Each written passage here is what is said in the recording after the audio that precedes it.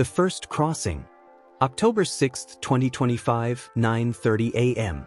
Imagine, if you will, walking through the security checkpoint of the Abbotsford Law Courts on a crisp October morning. The metal detectors chirp softly. The sheriffs nod with professional courtesy. You take the elevator to the second floor, where courtroom 201 sits among a corridor of identical doors, each one a portal to someone's unfolding legal drama. Inside courtroom 201, the air carries that peculiar scent of old wood and industrial cleaner. The judge's bench looms high, intentionally so, a physical manifestation of judicial authority. Below it, two tables face forward like students' desks before a teacher. To the left, the Crown prosecutor sits, representing the state and its interests. To the right, the defense, representing the individual against that awesome power. This is where Kevin Lester's journey through the criminal justice system truly begins. The hearing is designated FASBD, first appearance scheduled by default. Let us pause here because these seemingly bureaucratic letters tell a story. When charges are laid in British Columbia, the system doesn't wait for lawyers to negotiate a convenient date. The machinery activates automatically. Like a train departing the station at its scheduled time, the first appearance is set by default, meaning the court computer system, following its programming and rules, has allocated this time slot, this courtroom, this judge, for this particular defendant. Why does this matter? Because it reflects a fundamental philosophy: justice delayed is justice denied. The system cannot afford to wait for perfection or convenience. It must move. And so Kevin Lester, whether ready or not, whether fully understanding the gravity of his situation or not, must appear. During a first appearance, something profound occurs that most people in the gallery might miss. The defendant stands, usually nervous, perhaps defiant, perhaps confused, and the charges are read aloud. Not summarized, not paraphrased. Read with legal precision. This is the moment when the abstract accusations become concrete. The Crown is saying, "We, the people of British Columbia, believe you committed these specific acts in violation of these specific laws." The defendant might enter a plea, though many reserve this right for later.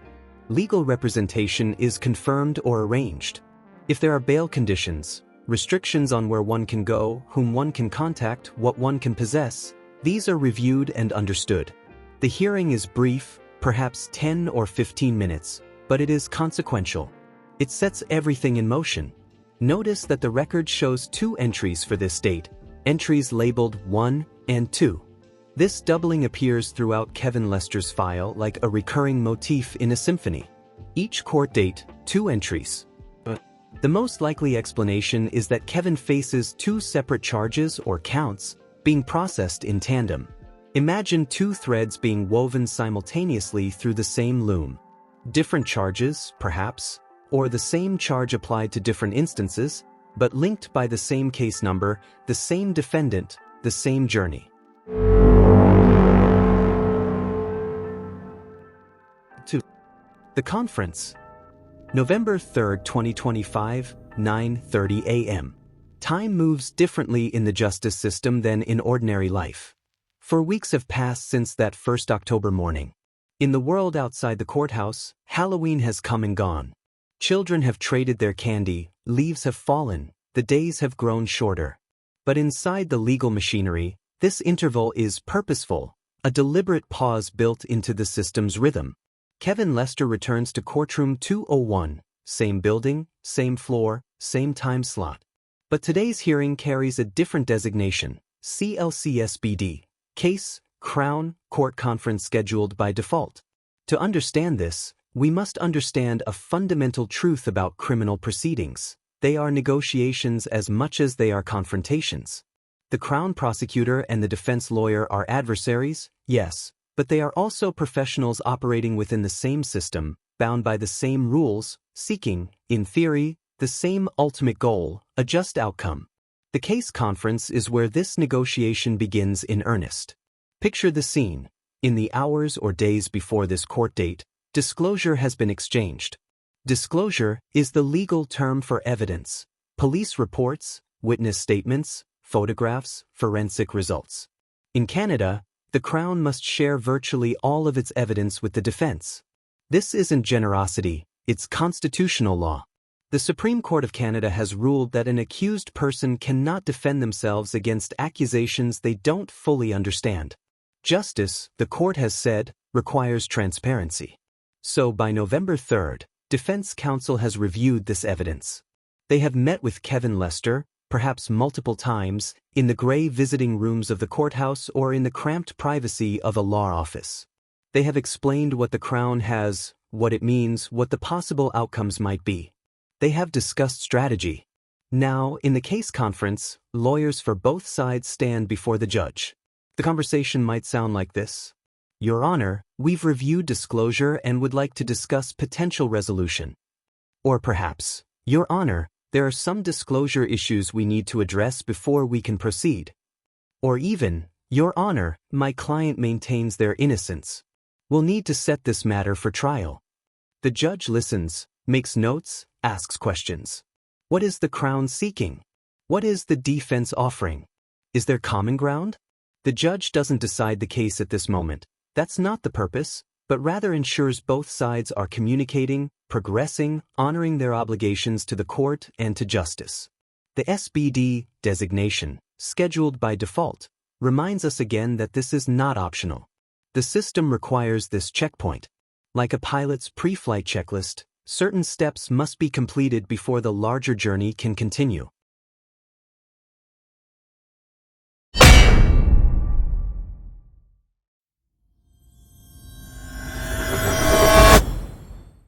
Three. Preparing for judgment. November 24, 2025, 9 a.m. Notice the shift in time, 9 a.m. instead of 9:30 a.m. 3 weeks later, in the corridor leading to courtroom 201, Marlon Lester returns.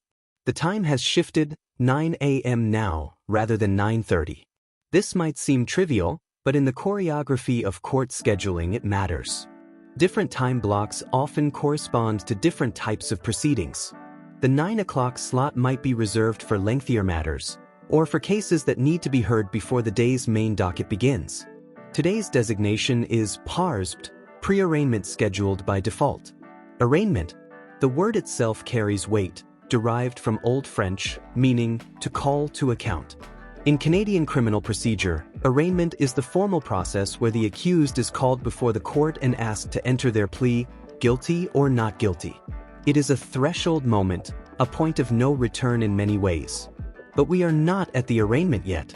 This is pre-arraignment, the preparatory stage. Think of it as the final equipment check before a mountain climber begins their ascent.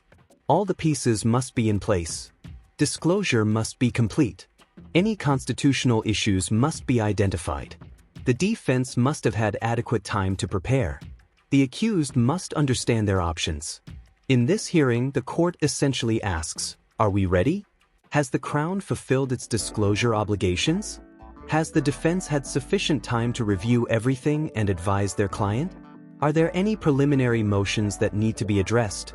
Challenges to the admissibility of evidence? Questions about whether the accused constitutional rights were violated during arrest or investigation? This is also the stage where the reality of the situation often crystallizes for defendants. The initial shock of the first appearance has faded. The abstract discussion of the case conference has become concrete. Now, facing pre-arraignment, Marlon Lester must confront a stark choice. Will I plead guilty and accept responsibility, hoping for a negotiated sentence? Or will I plead not guilty and demand that the Crown prove every element of their case beyond a reasonable doubt? The pre-arraignment doesn't force this decision immediately, but it makes clear that the decision is imminent. The machinery is moving inexorably forward. Soon, there will be no more postponements, no more conferences. Soon, there will only be judgment.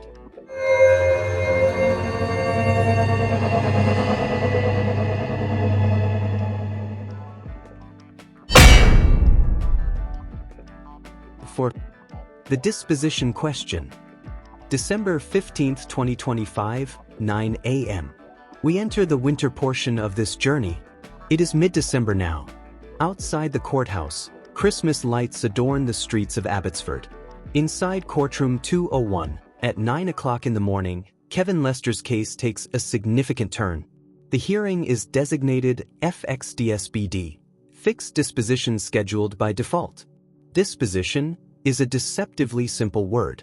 In legal parlance, it means the final resolution of a case, the outcome, the conclusion, the answer to the question, what happens now? But fixed disposition suggests something more specific. The court is attempting to establish or set a path toward resolution. This is where we must read between the lines of the court record, like archaeologists interpreting ancient fragments. There are two primary paths a criminal case can take. The first is trial. The Crown and defense present evidence before a judge or jury, witnesses testify, lawyers argue, and the trier of fact decides guilt or innocence. Trials are adversarial, unpredictable, resource-intensive. They are the exception, not the rule. In Canada, as in most common law jurisdictions, the vast majority of criminal cases, estimated at 85–90%, resolve without trial. The second path is resolution through plea. The accused pleads guilty, often to reduced or amended charges, and the focus shifts from whether they committed the offense to what the appropriate punishment should be. The appearance of fixed disposition in Kevin Lester's record suggests movement toward the second path. Something is being negotiated. Perhaps the Crown has offered to reduce charges in exchange for a guilty plea. Perhaps there are discussions about joint sentencing recommendations, where both Crown and defense agree on what sentence they'll propose to the judge. Perhaps there are considerations of alternative measures, conditional sentences, probation, community service. But here's what's crucial. The judge cannot simply rubber stamp whatever the lawyers agree to. In Canadian law, the judge retains the ultimate authority to reject any plea bargain that doesn't serve justice. So when the court fixes disposition, it's not just the lawyers agreeing. It's the judge evaluating whether the proposed resolution is appropriate given the nature of the offense, the circumstances of the accused, and the interests of society. The 3-week gap between pre-arraignment and this fixed disposition hearing was necessary time. Time for negotiations. Time for the defense to obtain a pre-sentence report if needed, a detailed assessment of the accused background, circumstances, and likelihood of rehabilitation. Time for the accused to complete anger management programs, addiction counseling, or other rehabilitative measures that might influence sentencing. Time for both sides to research comparable cases and sentencing precedents. Yet even now, as we'll see, the matter doesn't conclude. The record shows Kevin Lester will return to court again and again. But what complication has arisen? 5. The extended negotiation. January 12, 2026, 9 a.m. The calendar has turned to a new year. Nearly a month has passed. The holidays, Christmas, New Year's, have come and gone. For most people, this is a time of celebration and renewal. For Kevin Lester, it is a time of waiting, of uncertainty, of a future still undecided. He returns to courtroom 201, same time, same place. But the designation has changed subtly. FXDSBS, fixed disposition scheduled by status. That final letter change from D, by default, to this, by status, tells a story. This hearing wasn't automatically scheduled by the system's standard timeline. Instead, it was scheduled based on the status of the case, meaning something specific triggered the need for this appearance. What might have happened? Several scenarios are plausible. Perhaps the pre-sentence report wasn't ready by December 15th, and the court needed additional time for its completion. These reports are thorough. Probation officers interview the accused, contact family members, review employment history, assess risk of reoffending. They can't be rushed. Perhaps there were issues with restitution. If Kevin's alleged offenses involved financial loss to victims, the exact amount must be calculated, verified, negotiated. Perhaps the Crown and defense couldn't reach agreement on sentencing, and the court gave them more time to find common ground. Perhaps Kevin Lester himself needed more time to complete a treatment program, to gather character references, to demonstrate through his actions during the pre-sentencing period that he deserves consideration. Or perhaps, and this is darker but possible, there were compliance issues. If Kevin was released on bail conditions, and those conditions were violated, the court might need to address that before proceeding with sentencing. The record doesn't tell us which scenario is true. But what it does tell us is that the machinery, which had been moving steadily forward, has hit some form of complication. Not a complete breakdown. The case is still progressing, still active, but a snag in the gears that requires attention and patience. This is the reality of the justice system that television doesn't show.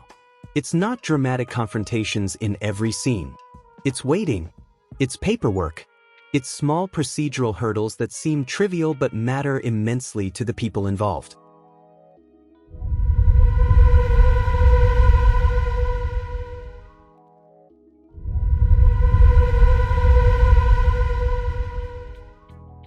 The 6. The continuation. February 2nd, 2026, 9 a.m. We arrive at the present day. 3 more weeks have elapsed. It is now February 2nd, 2026, today, at the time of this examination. Kevin Lester stands once again in courtroom 201 at 9 o'clock in the morning for another hearing designated FXDSBD, back to the by default scheduling. The return to by default from by status suggests that whatever issue delayed proceedings in January has been addressed, and the case has returned to its normal procedural track. The machinery has overcome the snag and resumed its steady movement. By now, Kevin Lester has become familiar with this routine. The walk to the courthouse, perhaps from a bus stop or parking lot. The security checkpoint. The elevator. The hallway with its fluorescent lights and vinyl floors. The courtroom with its particular acoustics, the way voices echo slightly off the wood paneling. The judge's expression, professional, neutral, focused. But familiarity does not equal comfort. Each appearance carries consequence. Each time the file is opened, examined, discussed, Kevin's future hangs in the balance. What we can deduce from this continued series of fixed disposition hearings is that the resolution is complex. Simple matters, a single charge with clear facts and an agreed sentence, resolve quickly. But Kevin's case, with its 2 parallel tracks, remember those duplicate entries, has required multiple court dates focused specifically on disposition. This suggests either the charges are serious enough that appropriate sentencing requires careful deliberation. The circumstances are complex, perhaps involving multiple victims or sophisticated fact patterns. There are mitigating factors that the defense is working hard to emphasize: mental health issues, addiction, difficult life circumstances that might warrant leniency but require substantial documentation. Or there are aggravating factors that the Crown insists must be reflected in the sentence: prior criminal history, breach of trust, harm to vulnerable victims.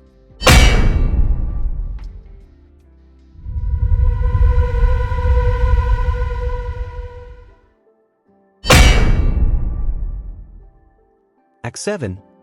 The anticipated conclusion. February 11th, 2026, 9:30 a.m. The future approaches, 9 days from now. The record shows one final scheduled appearance, set for February 11th, 2026, at 9:30 a.m. But notice 2 significant changes.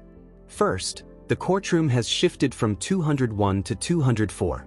After maintaining the same courtroom for 6 consecutive appearances spanning 4 months, Kevin Lester's case is being heard in a different space. Second, and more importantly, the designation has changed to HR, anticipated hearing. Let us unpack the significance of this, layer by layer. In court scheduling, different courtrooms often serve different functions. Some courtrooms are designated for routine appearances, the administrative work of justice, the conferences and status updates. Other courtrooms are reserved for substantive proceedings, trials, sentencing hearings, major motions. Courtroom 204 may be larger, or configured differently, or assigned to a judge with specific expertise or seniority. The term anticipated hearing is particularly revealing. Unlike the previous appearances, conferences, prearraignments, disposition discussions, this is designated as a hearing. Not a meeting, not a check-in, a hearing. What does this mean? In legal parlance, a hearing is a proceeding where evidence may be presented, arguments may be made, and judicial decisions may be rendered. The word anticipated suggests that everyone involved, Crown, defense, court staff, expect something substantive to occur. They have marked this date with particular importance. Given the progression we've traced, two scenarios seem most likely. Scenario 1. Sentencing hearing. The disposition has been fixed, meaning the Crown and defense have reached an agreement, or the accused has entered a guilty plea, and now the court will hear submissions about the appropriate sentence. In a sentencing hearing, the Crown outlines the aggravating factors, the seriousness of the offense, its impact on victims, any relevant criminal history. The defense presents mitigating factors, the accused remorse, steps taken toward rehabilitation, personal circumstances that help explain, if not excuse, the conduct. Character witnesses might testify. Victim impact statements might be read. And finally, the judge will deliberate and pronounce sentence. This could take several hours. Hence the need for a dedicated courtroom and a time slot designated as a hearing rather than a routine appearance. Scenario 2. Preliminary hearing or trial preparation. Though less likely given the repeated, fixed disposition designations, it's possible that resolution efforts have failed and the matter is now proceeding toward trial. In this case, the anticipated hearing might be a preliminary hearing to determine if there's sufficient evidence to proceed to trial, or it might be a pretrial conference where procedural matters are addressed before trial begins. The first scenario seems more probable.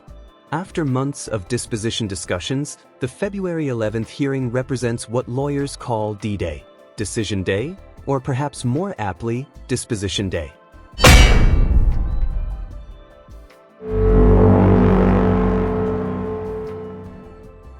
Epilogue. The pattern revealed. We pull back now, returning to the wide view we began with.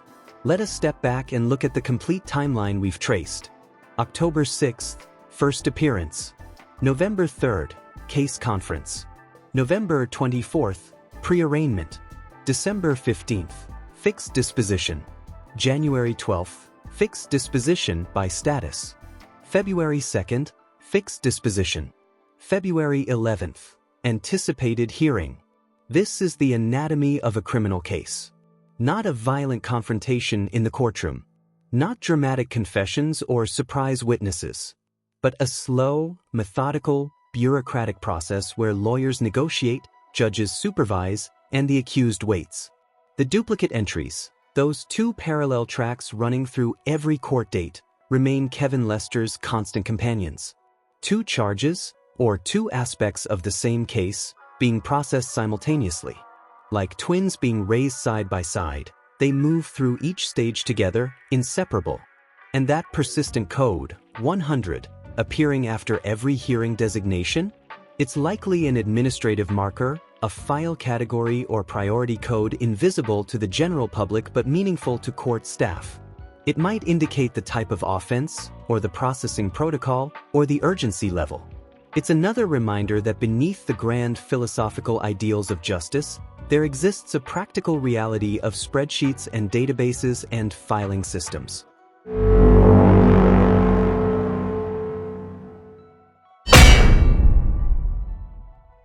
Closing reflection.